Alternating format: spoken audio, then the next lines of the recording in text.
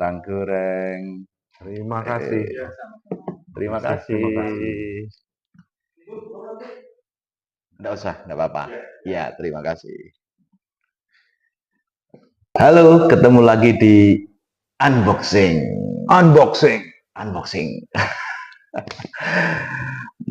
Kita mau ngobrolin apa ini? Sesuai harapan netizen.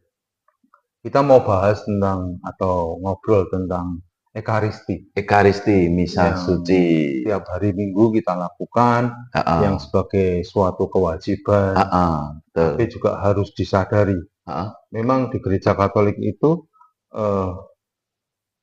diwajibkan itu seolah-olah tanda petik tidak diharuskan. Ya. Oh, wajib tapi tidak diharuskan. Betul. Tapi karena semuanya jatuhnya ke hati. Oh iya, apalagi itu ada juga kan setidak-tidaknya di Natal dan Paskah ada hadir itu ya. Itu hanya napas ya. Napas ya. Natal dan Paskah. Memang Ekaristi itu sesuatu yang penuh misteri ya. Betul. Penuh misteri dan harus disadari. Disadari bukan hanya suatu kewajiban, tapi memang kebutuhan kita sebagai umat Katolik untuk menimba kekuatan ilahi. Karena Ekaristi kan puncak kehidupan Kristiani, nggak salah ya. Itu nanti netizen bisa cek itu bahwa sakramen Ekaristi adalah puncak kehidupan Kristiani. Oke, kok. Menarik soal misa. Nah, ini betul. Misa. Itu kan ada aturan ya. Aturan ini kan mau misa nih, mau misa. Mau misa itu kan ada semacam ada hukumnya ya kalau nggak salah di kitab hukum kanonik. Ya, kalau di kitab hukum kanoniknya ada. Itu kan harus gimana sih kalau sebelum misa itu? Ya, memang misa itu yang tadi kita bahas. Misa itu kadang-kadang memberatkan kita. Beratnya begini. Kita itu sudah semangat, lalu tiba-tiba pas mau misa, ditelepon oleh mungkin relasi kita, diajak ketemuan. Itu yang kadang-kadang kita harus milih. Apakah kita hari Minggu itu milih duniawi atau milih yang rohani? Oke, berarti sebenarnya ada perang iman. Benar. Tapi sebenarnya kan bisa disiasati ya, netizen ya, disiasati dalam tanda kutip, bukan mensiasati Tuhan, bukan. Jadi kita bisa memilih. Sekarang kan hari Sabtu juga ada misa kan, Sabtu sore itu biasanya di gereja-gereja sudah ada jadwal. Mungkin itu bisa untuk memenuhi kewajiban sekaligus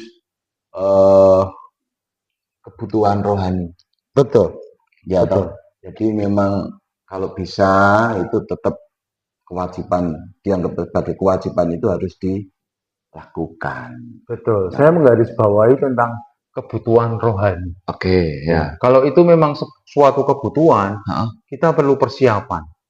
Iya, betul. Memang harus sebelum kita mengikuti misa atau Ekaristi, kita mempersiapkan hati kita, kita juga mempersiapkan iman kita, kita juga istilahnya berpantang dan berpuasa, makan atau minum. Itu kalau dari hukum kanonik adalah 1 jam sebelum komuni. 1 jam sebelum komuni. Itu tafsirnya atau memang di kanonik berapa itu? KHK berapa jadi, itu? Di kanon 919. Yang 919 artikel 919 artikel 2 ini mengenai partisipasi dalam Ekaristi Maha Kudus. Yang akan menerima Ekaristi Maha Kudus hendaknya berpantang dari segala macam makanan dan minuman selama waktu sekurang-kurangnya 1 jam sebelum komuni, terkecuali air semata-mata dan obat-obatan. Iya. Itu berarti 1 jam sebelum komuni. Betul. Tapi gini, nek aku pribadi ya, betul. Kita kan nggak tahu komuni itu nanti pas 1 jam atau enggak. Iya. Bener kan? Betul. Kalau mungkin kalau aku Ada pribadi ya, perayaan, mending ada ini. 1 jam sebelum Ekaristi. Oh, Lebih begitu ya. aman ya mungkin ya. Lebih aman. Jadi ya memang ini adalah kitab hukum kanonik, setidaknya bisa dilakukan. Betul. Sebagai umat Katolik memang harus Betul. seperti itu ya. Tapi untuk yang sakit atau yang sepuh boleh ya, Boleh, istilah boleh, makan boleh. atau minum. Boleh. Minum ya mungkin ya. Iya. Minum atau Makan obat pun dulu. juga Wah, boleh. siap, matur nuwun. Terima kasih. Ada cireng, ada kentang goreng. Terima kasih. Terima kasih. Terima kasih. Nggak usah, nggak apa-apa. Ya, terima kasih. Oke. Itu. Aduh, ngeblank aku. Ngeblank apa ya? Oh, tentang yang tadi ya, persiapan Ekaristi itu kan memang Kita harus betul-betul menyiapkan. Itu karena awal. Itu secara iman sudah, terus secara ketentuan harus 1 jam sebelum komuni tadi ya. Tapi ada juga kalau menurut saya yang harus dipersiapkan. Apa? Secara lahiriah, saya ngomong lahiriah atau fisik ya. Jadi memang harus berpakaian sopan. Betul. Sopan tentu sebagai ukuran itu kita memantaskan diri untuk bertemu Tuhan. Betul. Sang pemberi hidup itu ya. Betul. Kalau kita bisa mempersiapkan diri dengan sebaik-baiknya, bisa berpakaian dengan baik. Ibaratnya gini, kita kan kalau ketemu, taruhlah ketemu Pak RT, atau ketemu Pak Lurah, atau Pak Camat, atau sowan ke instansi pemerintah, atau bahkan kondangan. Benar, kita kondangan aja bisa menggunakan pakaian yang pantas, lebih pantas atau berbeda dengan harian. Bersepatu, pakai pakaian yang mungkin hem, ya toh, pakai celananya yang licin. Nah, mungkin itu bisa dilakukan juga ya. Betul, betul. Sebagai ungkapan bahwa kita sungguh-sungguh betul-betul mempersiapkan diri dengan baik untuk ketemu Sang Pencipta di dalam Ekaristi. Memang kalau dalam hal berpakaian, istilahnya bahasa Jawa kita ngempake diri sendiri. Karena kita mau ketemu dengan Gusti, ya kita harus memang semuanya serba kita bersih, iman bersih, lalu cara berpakaian, fisik juga harus ya, karena yang dilihat orang itu kan pertama-tama fisik ya, tampilan luar itu yang dilihat pertama kali kesannya di situ. Betul. Tapi memang ini bukan menjawab tentang yang penting hati ya. Kalau yang penting hati kita tidak tahu. Ya, pribadi-pribadi. Ada ungkapan jroning segara iso dingerteni, tapi jroning ati ra ono sing ngerti. Nah, ini mungkin tetap yang di luar harus ditampilkan bahwa kita ini loh orang mau beribadah. Lalu kelanjutannya adalah sebaiknya berapa lama sih atau berapa menit kita itu sudah berada di dalam gereja? Datangnya berapa menit gitu ya? Ya itu masih bisa menjadi pilihan ya. Memang sebisa mungkin sebelum Ekaristi ya. Ya misalnya jam 6 begitu. Ya paling tidak kita siap itu paling telat ya sadurunge jam 6, mungkin jam 6 kurang 10 sudah di dalam, 6 kurang 1/4. Sudah berdoa ya. Kan perlu doa pribadi juga. Betul. Perlu doa pribadi. Jadi tidak serta-merta pokoknya yang penting misalnya belum mulai tidak apa-apa. Apalagi kalau ada sampai kita terlambat ya jadi kurang apa ya, kalau pribadi saya mungkin kalau Andi juga kurang mempersiapkan diri, ora diniati lah bahasanya kan gitu. Misal kok sampai telat itu kan kebangetan gitu kan. Kalau saya seperti itu. Dan itu menjadi kesempatan kita kalau bisa datang sebelum Ekaristi, kita bisa mempersiapkan betul untuk kita benar-benar mempersiapkan seluruh itu ya. Hati dan jiwa ya. Betul.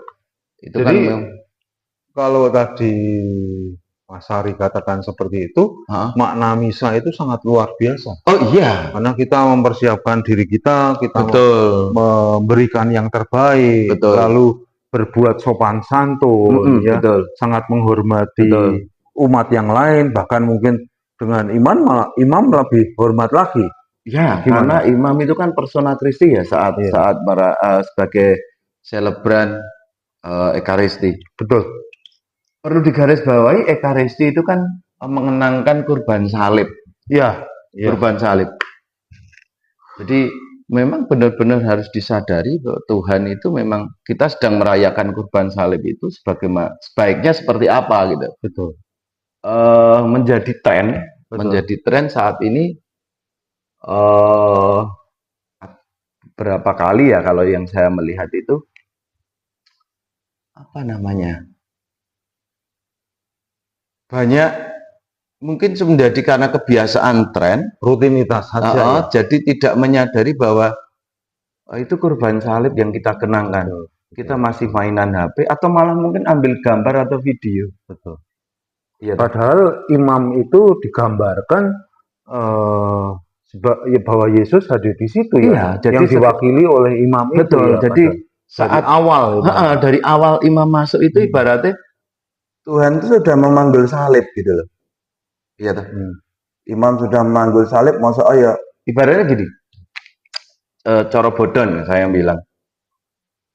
Gusti Yesus gawa salib malah tak foto, malah tak syuting gitu. Aku Gitu. mikirnya seperti itu sih. Jadi mungkin selain memang menjadi dapat mengganggu umat yang lain, Betul.